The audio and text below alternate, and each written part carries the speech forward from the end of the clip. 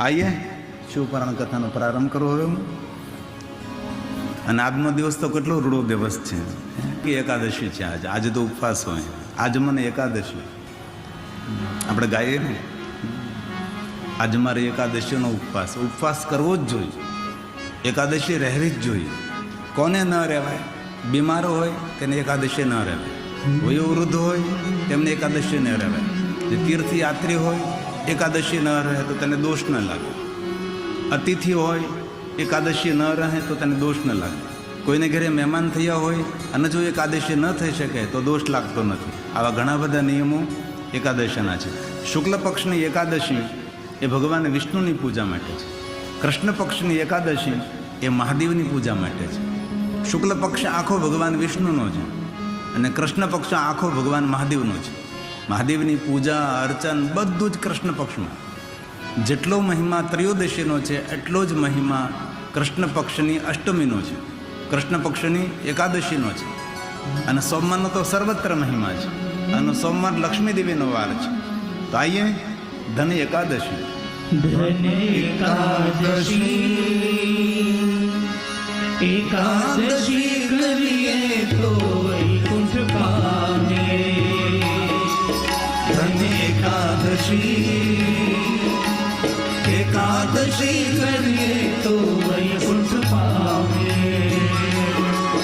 મારે એકાદશીનું વ્રત કરવું છે, મારે એકાદશીનું વ્રત કરવું છે. મારે જ્ઞાન હરિનું ધરવું છે, મારે જ્ઞાન હરિનું ધરવું છે. મારે વૈકુંઠમાં જય ધરવું છે, મારે વૈકુંઠમાં જય ધરવું છે. એકાદશી કરીએ તો વૈકુંઠ પામે. બોલીએ સાથ में. ધન એકાદશી કરીએ તો વૈકુંઠ પામે. ઉપવાસ કરવો જ જોઈએ. ઉપવાસ એ આયુર્વેદિક ઔષધિ છે. મારે એકાદશીનું વ્રત કરવું છે. એકાદશીનું વ્રત કરવું છે, મારે એકાદશીનું વ્રત કરવું છે. મારે ધ્યાન હરિનું ધરવું છે, મારે ધ્યાન હરિનું ધરવું છે. મારે વૈકુંઠમાં જય ફરવું છે, મારે વૈકુંઠમાં જય ફરવું છે. ધન એકાદશી કરીએ તો વૈકુંઠ પામીએ. મારે એકાદશીનું વ્રત સારું છે, મારે એકાદશીનું વ્રત સારું છે. એ તો પ્રાણ જીવનથી પ્યારું છે, એ તો પ્રાણ જીવનથી પ્યારું છે. એ તો વૈકુંઠમાં લઈ જનારું છે, એ તો વૈકુંઠમાં લઈ જનારું છે. ધન એકાદશી કરીએ તો વૈકુંઠ પામીએ. ધન એકાદશી કરીએ તો વૈકુંઠ પામીએ. એકાદશી કરીએ તો વૈકુંઠ પામીએ. એકાદશી કરીએ તો વૈકુંઠ પામીએ. બધાય કરતાં અલગ યુનિફોર્મ મારા નસીબભાઈ પહેરીને આવ્યા છે. બહુ સરસ દેખાય, સરસ લાગે છે. ખૂબ તાલીઓ વડે અને આદર આપ. ઊભા થાવ તો કેવા લાગો છો તમે? બતાવો ભાઈ અમારા કેમેરામેન. બહુ સરસ. પહેલાં ગામડામાં સૌરાષ્ટ્રમાં જતા બધા મારા શ્રોતાઓ આવા જ હતા. આજથી 30 વર્ષ પહેલાં એટલું બધું પેન્ટ શર્ટવાળું નહીં હતું. બધું તો તમારા જેવા જ કપડાં આપણા બધા પટેલ ભાઈઓ પહેરતા હતા. તમારો મૂળ યુનિફોર્મ છે. હું પોરબંદર 2 વર્ષ પહેલાં કથા કરવા ગયો તો પોરબંદરની અંદર અબોટી બ્રાહ્મણ છે, એમનો પણ એક યુનિફોર્મ છે. એક જ સરખા યુનિફોર્મ. જેટલા કથા આયોજક જજમાન શ્રીઓ બધા એક જ સરખા કપડાં. એક દિવસ હતા. અને તમે પણ તમારા સંસ્કૃતિ આ જે છે ને તમારો સંસ્કૃતિ પરિવાર અને 400 જણાના આવા યુનિફોર્મ બનાવજો. હવે 400 જણા એકસાથે આવા યુનિફોર્મ હોય કેટલા રૂડા લાગે, કેટલા સુંદર, કેટલા શોભે. એટલે આવું તમે કરજો કાંઈક. અંકિતભાઈ ખૂબ ખૂબ હૃદયથી ધન્યવાદ ને ખૂબ હૃદયથી આશીર્વાદ. અમારા સંસ્કૃતિ ધામના મેમ્બર છે અને કાર્યકર્તા છે, ટ્રસ્ટી છે. તો આઈએ भाव से आदर के साथ शिव कथा नो प्रारंभ करिए। ગઈકાલે આપણે સતી પ્રાગટ્ય મહોત્સવ ઉજવ્યો. દક્ષ મહારાજને ત્યાં દીકરીનો જન્મ થયો. મોટા મોટા ઉત્સવ ઉજવ્યા. તમે જોવો તો ખરા કેટલો આપણો શાસ્ત્રમાં મહિમા ગયો. દીકરાનો જન્મ થયો અને ઉત્સવ ઉજવ્યા એમ નહીં, દીકરીનો જન્મ થયો અને મોટા મોટા ઉત્સવ કર્યા છે. નગરને શણગાર્યું છે. સાધુ સંત મહાપુરુષોને ખૂબ દાન દક્ષિણા કરી મારે ઘરે દીકરીનો જન્મ થયો છે. પ્રજાપતિ દક્ષ, માતા વીરણી પુત્રના જીવન ચરિત્રથી પ્રસન્ન અને રાજી છે. અને સતીની બાલ્યાવસ્થા, સતીની કિશોરાવસ્થા અને સતીની યુવાવસ્થાનું સુંદર વર્ણન છે. જીવન ચરિત્ર એટલું સુંદર, પ્રભાવશાળી, પ્રતિભાશાળી રહ્યું છે. વિવેકથી જીવનને શણગાર્યું છે. આ સતીનું જીવન છે. સુંદર વિચરણ કર્યું છે, સુંદર વિહાર કર્યો છે. દીકરીનું જીવન માતા પિતાને પ્રતિષ્ઠિત બનાવે છે. મર્યાદા ભરેલું, વિવેક ભરેલું જીવન માતા પિતાને ગૌરવ અપાવે છે. એક શ્લોકમાં સત્યનો સુંદર પરિચય કરાયો છે. સુંદર વિચરણ કર્યું. કેવું વિચરણ? રુચિ અનુસાર વિચરણ. બીજાની રુચિ ધ્યાનમાં નહીં રાખી, પોતાની રુચિ. મારો આત્મા શું કહે છે એ જ મારે કરવાનું છે. મારું મન શું કહે છે એમ નહીં, મારો આત્મા શું કહે છે. સમાજ મને શું બોલે, સમાજ મને શું કહે છે, સમાજ મારા માટે કેવી વાતો કરશે, એવું બધું ધ્યાનમાં નથી રાખ્યું. આત્મા જે પ્રમાણે પ્રેરિત કરે તે પ્રમાણે સતી પોતાનું સુંદર જીવન ચરિત્ર નિર્માણ કરે છે. અને એક શ્લોકમાં ભગવાન વ્યાસ બોલે છે, ઇત્થં વિહારે રુચિરે. આપણી આત્માની રુચિ અનુસાર આપણે આપણું જીવન નિર્માણ કરવું જોઈએ. મન કહે તેમ ન કરાય, પણ આત્મા કહે તેમ કરાય. આત્માનો અવાજ સાંભળતા જો આવડી જાય, આત્મજ્ઞાન થાય. આત્મજ્ઞાન એટલે શું? આત્મજ્ઞાન એટલે આત્મા જે કહે છે એ પ્રમાણે સંપૂર્ણપણે સમજવાનો પ્રયાસ, જેને આત્મબોધ કહેવાય, આત્મજ્ઞાન કહેવાય છે. અને બહુ ઓછા, બહુ જૂજ માણસોને આત્મજ્ઞાન હોય છે. નથી ઘણી વાર કોઈ જગ્યાએ જવું હોય તો આપણને અંદરથી એમ થાય કે નથી જવું, ઠીક નહીં લાગે. આત્મા તમારો ના પાડે છે, તો પણ જ્યારે જવાનો પ્રયાસ કરીએ ત્યારે યાત્રા આપણી મંગલમય નથી બનતી.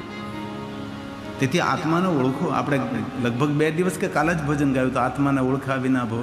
આત્માને ઓળખા વિના, આત્માને ઓળખો. ભગવાનને ઓળખવાની જરૂર નથી, આપણે આત્માને ઓળખીએ. આપણે અંદરનો માયલો શું કહે છે. સતીએ સુંદર વિચરણ કર્યું છે પોતાની રુચિ અનુસાર. તેથી ભગવાન બોલ્યા છે, ઇત્થં વિહારે રુચિરે કૌમાર્ય ભક્તવત્સલા. બાલ્યાવસ્થાથી સતી સ્વયંભૂ મહાદેવના ભક્ત છે. કૌમાર્ય ભક્તવત્સલા. દક્ષપુત્રી સતીને કોઈએ કહ્યું નથી તમે મહાદેવની ભક્તિ કરો. એ તો સ્વયંભૂ મહાદેવના ભક્ત છે. આપણા કુટુંબ પરિવારમાં કોઈ એવું બાળક જન્મે જે સ્વયંભૂ ભગવાનનો ભક્ત હોય તો સમજી લેવું જોઈએ પુણ્ય લઈને આવ્યું છે, કોઈ સત્કાર્યની મૂડી લઈને આવ્યું છે, આપણા પરિવારનો ઉદ્ધાર કરવા માટે આવ્યું છે. આપણે બોલતા હોઈએ ને કે પુત્રના પગ પારણામાંથી અને પછી પાટલું મારે ન બોલે, એ બધા તમને આવડતું હોય બોલતા એવું બધું. એટલે ઓળખાણ થઈ જાય આપણો છોકરો જન્મે ત્યાંથી. એટલે કૌમાર્ય ભક્ત વત્સલા. સુંદર વિચરણ કર્યું છે. વ્યવસ્થા કૌમારી સ્વેચ્છાધૃત નરાકૃતિ. સ્વેચ્છાધૃત નરાકૃતિ. એક મનુષ્યનું રૂપ લઈને સતિયા ધરતી પર આવ્યા છે. આપણી ઈચ્છા અનુસાર સુંદર વ્યવહાર કરે છે. મનુષ્યનું રૂપ લીધું છે. સતીના જીવનની વિશેષતા એ છે, સતીએ પોતાના જીવનમાં કોઈને પ્રભાવિત નથી કર્યા, કોઈને ચમત્કારો ન દેખાયા. નકર સતી તો સાક્ષાત જગદંબા અંબા ભવાની હતા. દુનિયાને ચમત્કારો દેખાડીને ભ્રમિત કરી શકતા હતા. પણ સજ્જન માણસો, સાધુ પુરુષો, જ્ઞાની પુરુષો, વિદ્વાન પુરુષો, સંત પુરુષો કોઈને ચમત્કાર ન દેખાડે. અને ખૂબ હૃદયથી હું પ્રણામ કરીને તમને કહું છું, ચમત્કારોની દુનિયાથી દૂર રહે. ચમત્કારને સ્વીકારવાની જરૂર નથી, આવિષ્કારને સ્વીકારો.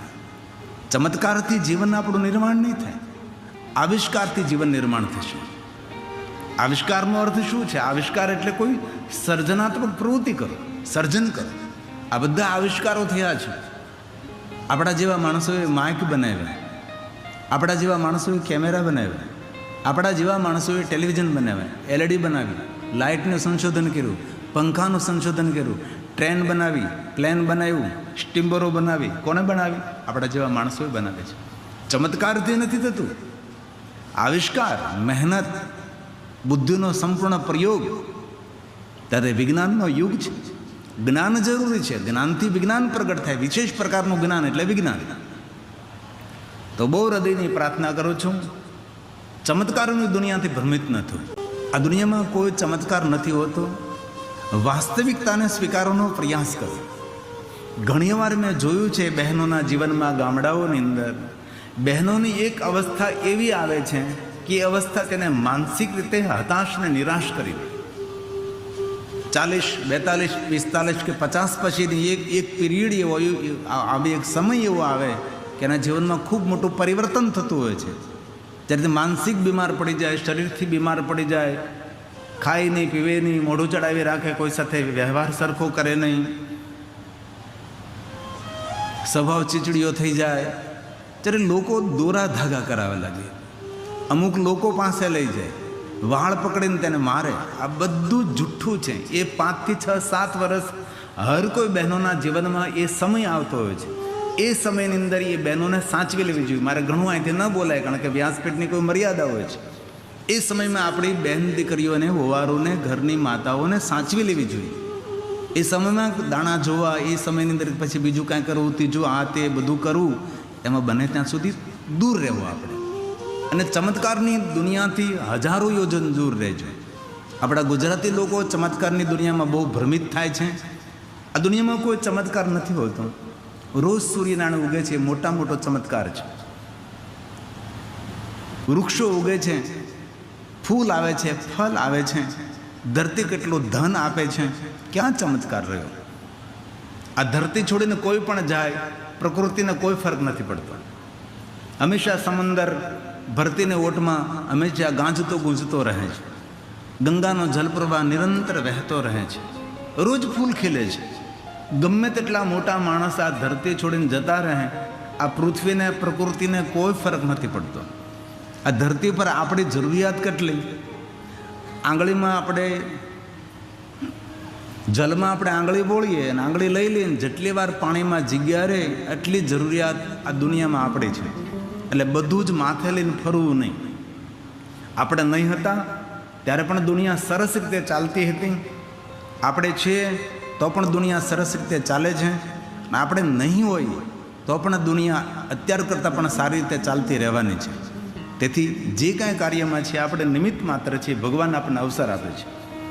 તેથી એવા અવસરથી જીવનને સુંદર રીતે શણગારવું, સુંદર રીતે જીવનને સમજવું, પણ ચમત્કારની દુનિયામાંથી ખૂબ દૂર રહેવું. મેં અત્યાર સુધીમાં અનેક સાધુ, સંત, મહાપુરુષ, સજ્જનોને જોયા છે. એ ચમત્કારની વાતો ન કરે, એ આવિષ્કારની વાત કરે, વાસ્તવિકતાને સ્વીકારવાનો પ્રયાસ કરે છે.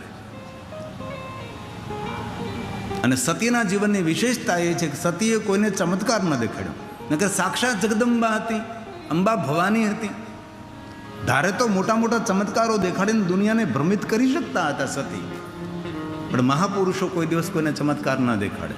અને જ્યાં ચમત્કારોની વાતો થતી હોય છે તે હજારો યોજન દૂર રહેવું. કોઈ ચમત્કાર નથી હોતો. કોઈને કોઈ તેની પાછળ કોઈ ઘટના હોય, કોઈ પ્રાકૃતિક રચના હોય, તો ચમત્કાર નહીં. સતી બાલ્યવસ્થામાં પોતાના ઘરની અંદર રહીને મહાદેવની ભક્તિ કરે છે. જેટલી તિથિ, જેટલા મહિના, એટલા બધા જ વ્રતો સતીએ કર્યા છે. ક્યારેક અવસર મળે, શિવ મહાપડ અંતર્ગત રુદ્ર સંહિતામાં સતીખંડમાં સતીએ કેટલા પ્રકારના વ્રતો કર્યા એ બધું જ વર્ણન છે. ઋતુ પ્રમાણે વ્રતો કર્યા છે. એટલા બધા વ્રતો કર્યા છે કે એટલા વ્રતો આપણે કરી પણ ન શકીએ. એટલા બધા જ વ્રત સતીએ પોતાના ઘરની અંદર રહીને કર્યા છે. અને વ્રતો કરવા જોઈએ, સાધના કરવી જોઈએ, ઉપાસના કરવી જોઈએ, ભજન કરવું જોઈએ, અર્ચન કરવું જોઈએ, સેવા કરવી જોઈએ, તીર્થયાત્રા કરવી જોઈએ, મા બાપની સેવા કરવી જોઈએ. આપણા આત્મકલ્યાણ માટે ઘણું બધું આપણે કરવું જોઈએ. જે કામ કરવાથી આપણો અંદરનો આત્મા ખૂબ રાજી થાય તે પુણ્ય કર્મ છે. જે કાર્ય કરવાથી આપણો આત્મા કળકળી ઉઠે કે આ ન કરાય, એ ખરેખર ન કરવું જોઈએ. હવે સતી યુવાન બન્યા છે, સતીના જીવનમાં વિવેક પ્રધાન છે. ના, સાચો શણગાર આપણો વિવેક છે, પણ વિવેક મળે ક્યાંથી? બિનું સત્સંગ વિવેક ન હોય. કાલે અમારા પોલીસ ઓફિસર એક વાત કરતા હતા કે ઘણા લોકોમાં સંસ્કાર જેવું નામ ન હોય. મેં કીધું સત્સંગથી સંસ્કાર. સંસ્કારનું ઉદ્ગમ સ્થાન કોઈ હોય તો એ છે સત્સંગ. જેટલો સમય મળે એટલો સમય સારા પુસ્તકોનું વાંચન કરીએ, સજ્જનોનો સંગ કરીએ, સારા માણસોના સંગમાં રહી ભગવાનની કથા સાંભળીએ. ભલે આપણે 3 કલાકના સાંભળી શકીએ, 9 દિવસના સાંભળી શકીએ, પણ વ્યસ્ત જીવનમાંથી જેટલો સમય મળે એટલો સમય ભગવાનની કથાનું શ્રવણ કરવું જોઈએ. કથા શું આપે? કથા વિવેક આપે. અને વિવેક શું આપે? વિવેક સન્માન આપે, વિવેક સ્વાગત આપે, વિવેક આપણું જીવન સુંદર નિર્માણ કરે. તેથી જીવનમાં વિવેક બહુ જ આવશ્યક છે. તુલસી કહે છે વિવેક ક્યાંથી મળે? આ તુલસીનું બયાન રામચરિત માનસ. બીનું સત્સંગ વિવેક ન હોય, બીનું સત્સંગ વિવેક ન હોય. રામ કૃપાળીનો સુલભન સોઈ, રામ કૃપાળીનો સુલભન સોઈ. તેથી જીવનમાં સુખી થવું હોય તો પહેલાં તો ખાવામાં વિવેક રાખો, ખાણીનો વિવેક. મને જિગ્નેશભાઈ પૂછતો હતો કે તમારી આરોગ્યની રહસ્ય કયું? મેં કીધું નહીં ખાવાનું. ખાવાનું એ આરોગ્ય નથી, નહીં ખાવાનું એ આરોગ્ય છે. સવારમાં આપણું કેવું જમવાનું હોવું જોઈએ, બપોરનું કેવું હોવું જોઈએ, રાત્રિએ 7 પછી ખરેખર ભોજન નહીં કરવું જોઈએ. જો તંદુરસ્ત રહેવું હોય, આ 3 કલાક 4 કલાક આપની સામે હું કથા કરું, હું અહીંથી બગાસા ખાતો રહું, અહીંથી છીકું ખાતો રહું, ગળું ખંખેરતો રહું તો કેવું લાગે? સારું લાગે? ન લાગે ને. એના માટે બધી જ પરેજી રાખવી પડે, અનેક વસ્તુઓને છોડવી પડે, અમુક વસ્તુઓ નહીં ખવાય, બધું ધ્યાન રાખવું પડે. ત્યારે આ કથાઓ આપણે સફળ થાય. નકર અહીંથી ઉધરસ ખાધા કરી, ક્યારેક ઉધરસ થઈ ગયું તો કેટલી તકલીફ પડે કથાની અંદર અમને. તેથી આરોગ્યનું પૂરેપૂરું ધ્યાન રાખવું. જે માણસ પોતાના શરીરના આરોગ્યનું ધ્યાન નથી રાખતો એ માણસ ભગવાનનો ગુનેગાર છે. પેલું સિમેન્ટ કોન્ક્રીટનું મંદિર તો આપણે બનાવ્યું છે, પણ આ મંદિર તો ભગવાને બનાવ્યું છે. આદિ જગદગુરુ શંકરાચાર્ય મહારાજે કહ્યું કે શ્રેષ્ઠ કોઈ મંદિર હોય તો એ આપણું શરીર છે, શ્રેષ્ઠ મંદિર છે. અને આ શ્લોક આદિ જગદગુરુ શંકરાચાર્ય મહારાજે ગાયો છે. આ મંદિર છે આપણું. આત્માત્મ ગિરિજામતિ સહચરા. ભગવાન બોલે છે પ્રાણમ શરીરમ ગૃહમ. ભગવાનને રહેવાનું ઘર. પેલા સિમેન્ટ કોન્ક્રીટના મંદિરોમાં ટ્રસ્ટીઓનું ચાલે. આ મંદિરમાં ભગવાન ઉપર ટ્રસ્ટ રાખવાથી આ મંદિર ચાલે. પરમાત્મા ઉપર આપણે વિશ્વાસ રાખવો પડે. ટ્રસ્ટ એટલે વિશ્વાસ.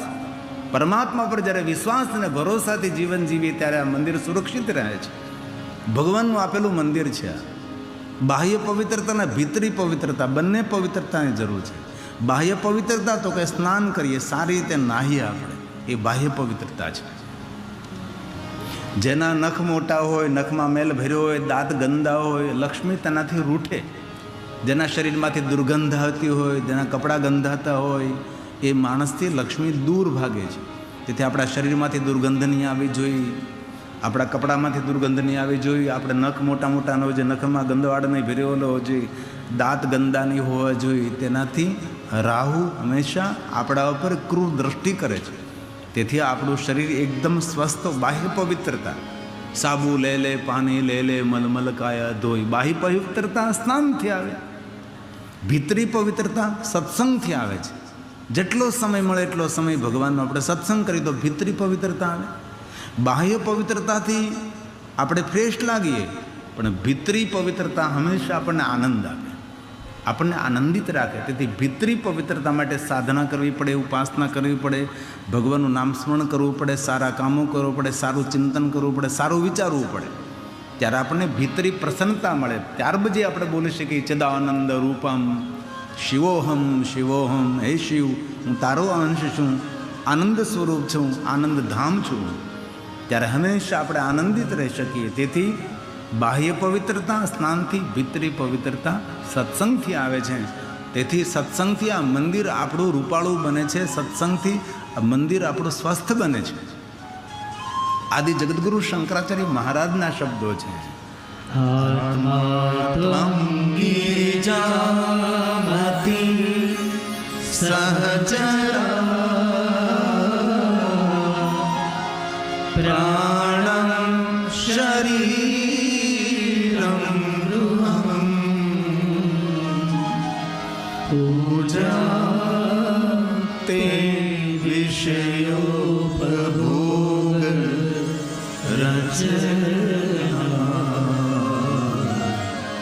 નિંદ્રા સમાધિ સ્થિતિ સંચાર પદયો પ્રદક્ષિણ સ્તોત્રાણિ સર્વાંગિનો યદ્ય કર્મ કરોમિ તત દખિલં શંભો તવારાધનં શંભો તવારાધનં. હે પરમાત્મા, જે કાંઈ હું કરું છું તારું આરાધન છે. તેથી સતીએ પોતાના જીવનમાં પહેલી પ્રધાનતા આપી આહારમાં વિવેક છે. ભોજનમાં ખૂબ વિવેક રાખો. ભોજનમાં વિવેક હોય તો વિચારોમાં વિવેક આવે, વિચારોમાં વિવેક આવે તો વાણીમાં વિવેક આવે, અને વાણીમાં વિવેક આવે તો વ્યવહારમાં વિવેક આવે.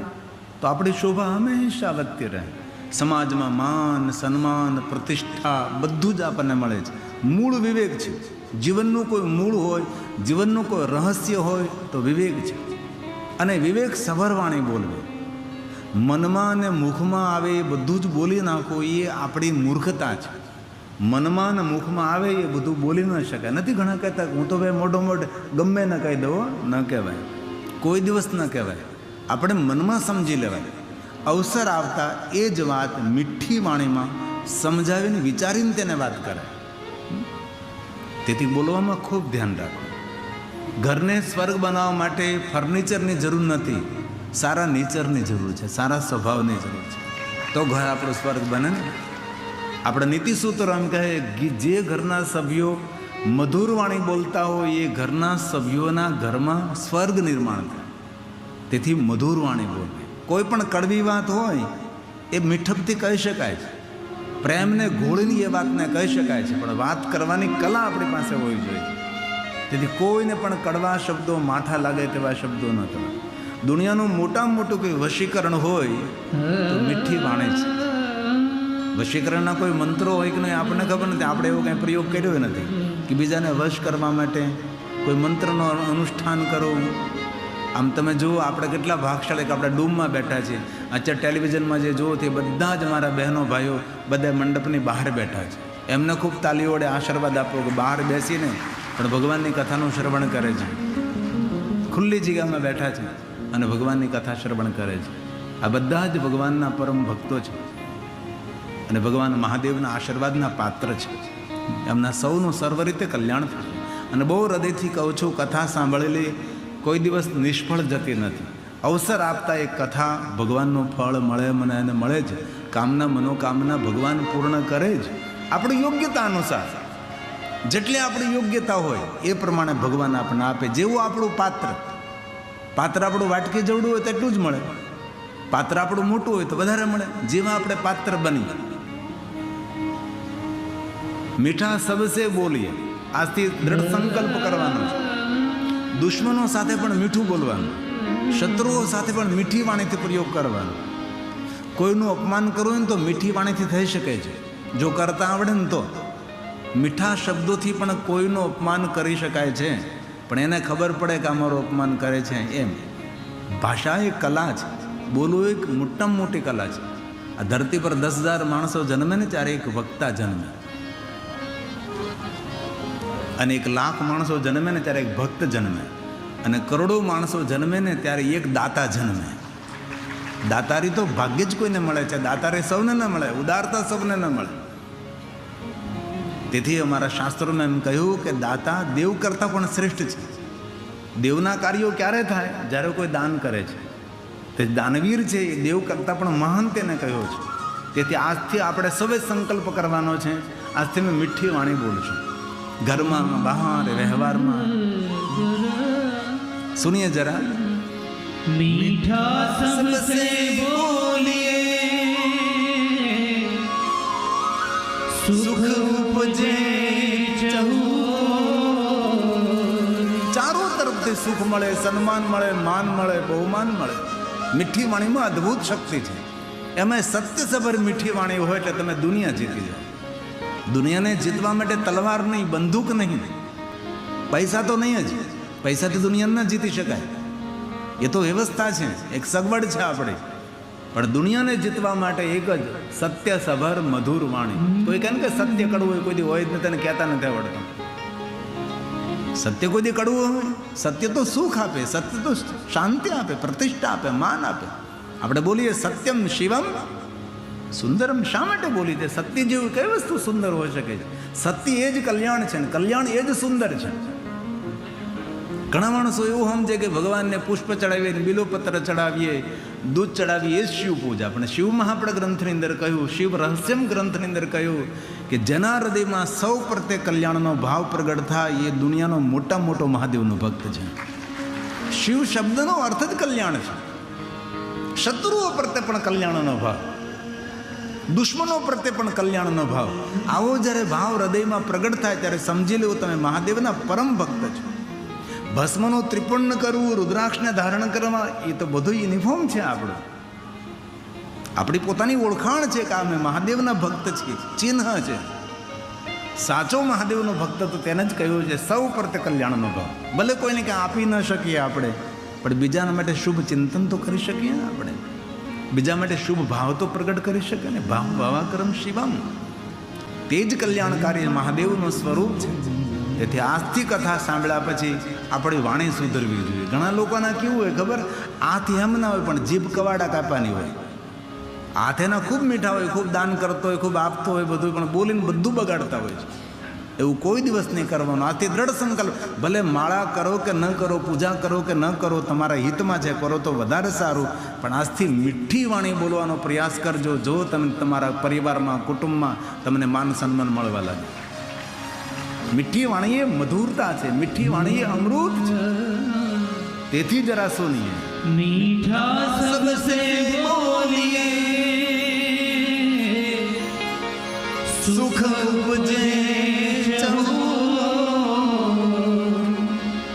वशीकरण यह मंत्र है, तजिए बचन कठोर, तजिए बचन कठोर। शब्द संभाल कर बोले, शब्द को हाथ न पाओ. એક શબ્દ ઔષધ કર, એક શબ્દ કરે ઘા. તેથી બોલતા 1000 વાર વિચાર કરો. વાણીની મધુરતા હોય, માણસને સમાજમાં સન્માન પ્રાપ્ત થાય છે.